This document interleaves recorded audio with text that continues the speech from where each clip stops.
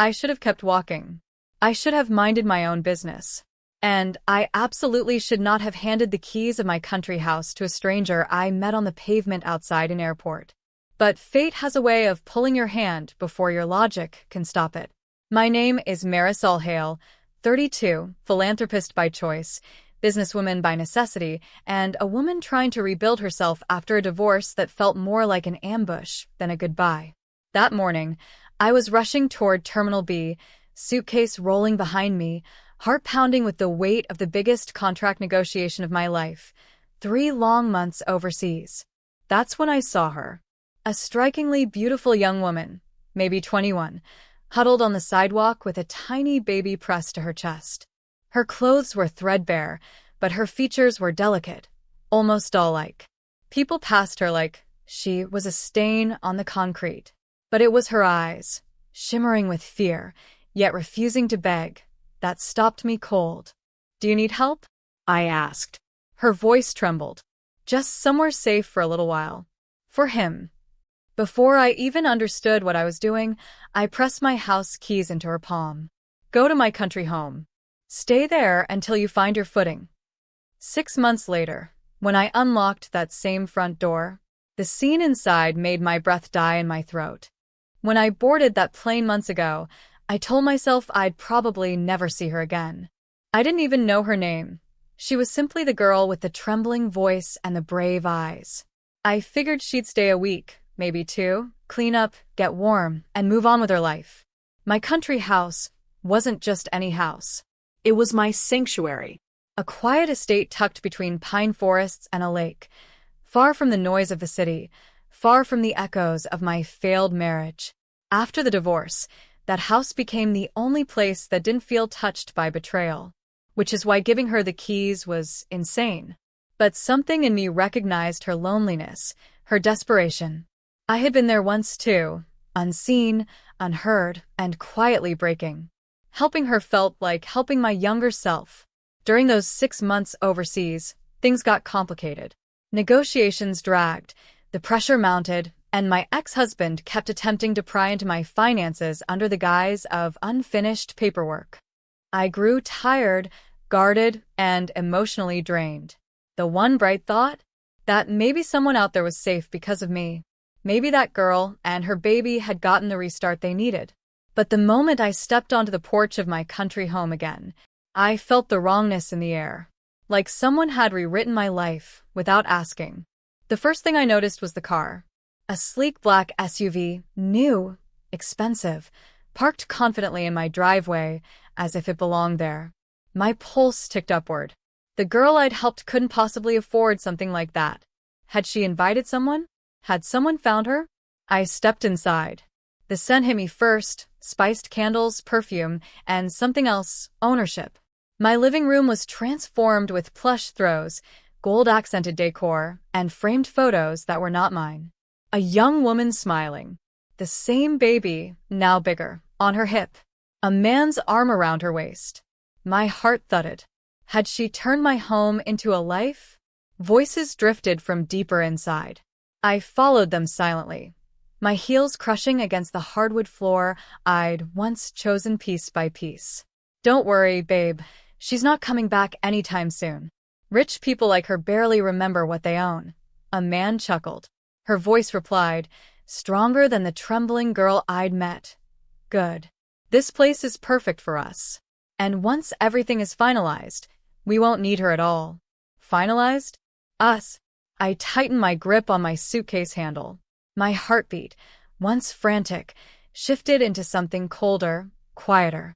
She hadn't just used my house. She had taken my absence as permission. And she wasn't planning on giving it back. I stepped forward, and the conversation beyond the hallway suddenly stopped, like the air itself had gasped. The girl, now dressed in designer loungewear, hair glossy, makeup flawless, turned first. Her eyes widened, not with guilt, but with irritation, as if I were the intruder. "Marisol," she said slowly, recovering far too quickly. "You came early." Early? I had been gone 6 months, not 3. The man beside her shifted uncomfortably, studying me the way someone inspects a threat they didn't plan for. He wasn't just a guest. There was something territorial in the way he stood in my home. "What is going on here?" I asked, my voice steady even as my stomach threatened to twist. She offered a practiced smile. "We've been staying here, just until things settle. I thought you wouldn't mind. You left the keys." "That's not an explanation," I replied. Then she said it, the sentence that made something in me fracture clean in two. "Well, the neighbors think I'm the owner now. We didn't correct them. It was easier that way."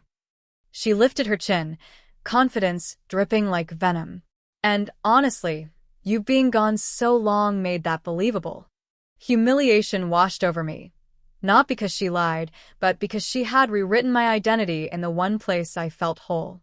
And as her baby cried upstairs, the man placed a hand on her waist, and I realized this wasn't chaos. It was a takeover. For a moment, I just stood there, silent, frozen, while the weight of her words settled like ash on my skin. She had taken my house, my sanctuary, my peace, and she'd worn it like a crown. But humiliation has a strange way of sharpening the mind. After the first sting, a cold, deliberate calm slid into place inside me, steadying my breath, clearing my vision. "All right," I whispered to myself. "If this is the game, I'll play it better." I didn't confront her further. I didn't shout. I didn't demand explanations. Rage only serves the reckless, and I was not about to become reckless. Not for a girl who had turned my kindness into real estate. Instead, I set my suitcase down, walked the house quietly, and observed. Every change, every misplaced item, every expensive upgrade she could never have afforded. She wasn't just surviving here, she was thriving. Lavishly, boldly, comfortably, too comfortably. And the man? He watched me with calculating eyes, as if measuring how much trouble I might be. I caught the flicker of recognition. He knew I was a problem, even if she didn't. Good. Let him be afraid.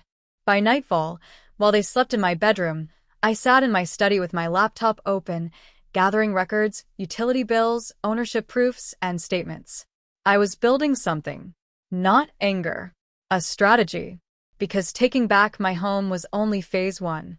Making them wish they'd never stepped inside it, that would be phase 2.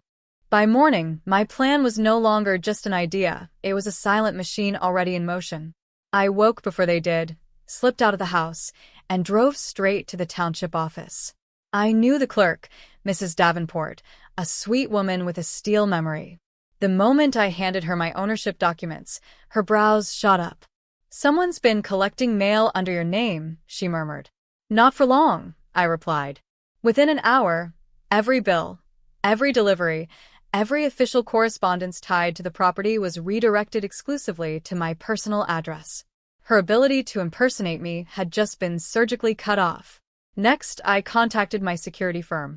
"Activate the internal surveillance review," I said. "Full audit." Full.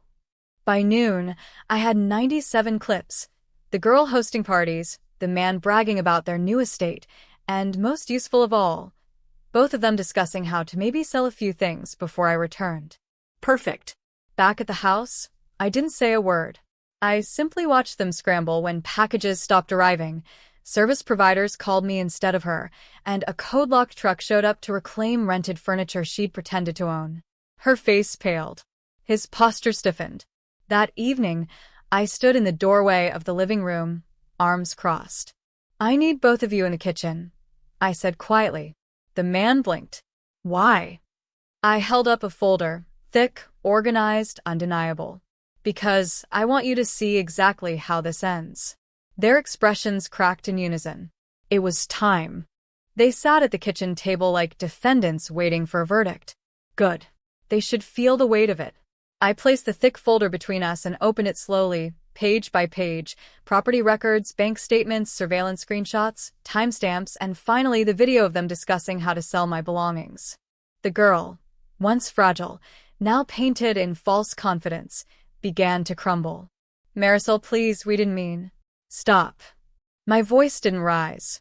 It didn't need to. "You took advantage of kindness. You lied to neighbors. You forged deliveries. You attempted theft. And you lived like royalty in a house that wasn't yours. The man leaned forward, jaw tight. Look, can't we just work something out? I turned to him slowly. Why would I negotiate with someone who tried to profit off a house he doesn't own? Silence stretched, raw, and heavy. The girl's hands shook. What are you going to do? She whispered. I closed the folder gently. Here's what's already done. I slid a copy of a police report toward them, filed that morning. And here is the 72-hour eviction notice. Signed. Her breath caught. His eyes widened with the realization that everything, was slipping from their grip. You can leave quietly, I said, or you can leave in handcuffs. The man stood abruptly, fury in his face, but fear, too. The girl's eyes filled with tears. Marisol, please, we have a baby. I met her gaze, unflinching. Then you should have protected his future better than you protected your lies. They left the next morning, no shouting, no dramatic farewell. Just two people who had finally realized the difference between mercy and weakness. And I had shown them both. The house exhaled as soon as the door shut behind them. It felt lighter, cleaner, as if it had been holding its breath for months. I walked through each room, reclaiming them one step at a time. My sanctuary was mine again. But the story wasn't finished. 2 weeks later, I received a call from Child Services. The girl had listed me, not as a reference, but as a guardian candidate for the baby. Apparently, after they were evicted, the man abandoned her. She had no income, no home, and no support. She told the agency, Marisol is the only person who's ever helped me. I made mistakes, but she didn't deserve what I did. My son does. I sat in silence, the weight of it settling strangely. Not anger, not triumph. Something softer. Something unexpected. I didn't adopt him. But I became what she couldn't be in that moment. Stability. I funded her rehab, helped her find work, and set strict boundaries she never dared cross again. Revenge had already been served. This was closure. My final thought as I stood on the porch overlooking my reclaimed home was simple.